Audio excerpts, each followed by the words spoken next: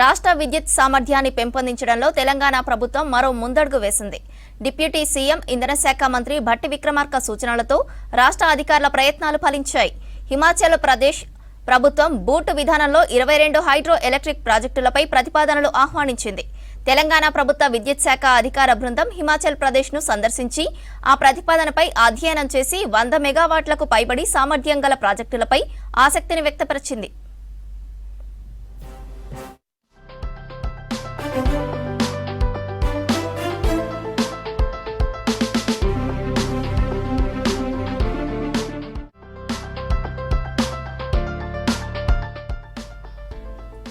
ఇందుకు సంబంధించి హిమాచల్ ప్రదేశ్ ప్రభుత్వం ఎంఓయూపై సంతకం చేసి త్వరలోనే పంపితే తగిన చర్యలు తీసుకుంటామని డిప్యూటీ సీఎం భట్టి విక్రమార్క తెలిపారు. ఇందుకు సంబంధించి హిమాచల్ ప్రదేశ్ సీఎం సుఖ్వీందర్ సింగ్ తో డిప్యూటీ సీఎం భట్టి విక్రమార్క ఢిల్లీలో సమావేశమయ్యారు. ఈ సమావేశంలో ఇరు రాష్ట్రాల ఉన్నతాధికారులు పాల్గొన్నారు.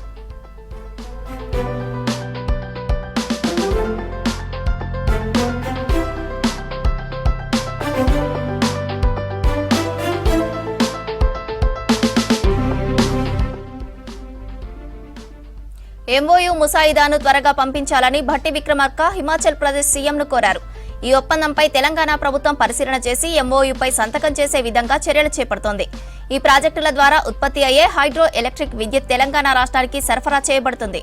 ఫలితంగా ప్రస్తుత రాష్ట్ర అవసరాలు, భవిష్యత్ విద్యుత్ డిమాండ్లను తీర్చేందుకు విద్యుత్ సరఫరా సామర్థ్యం మరింత బలపడేందుకు ఉపయోగపడుతుంది.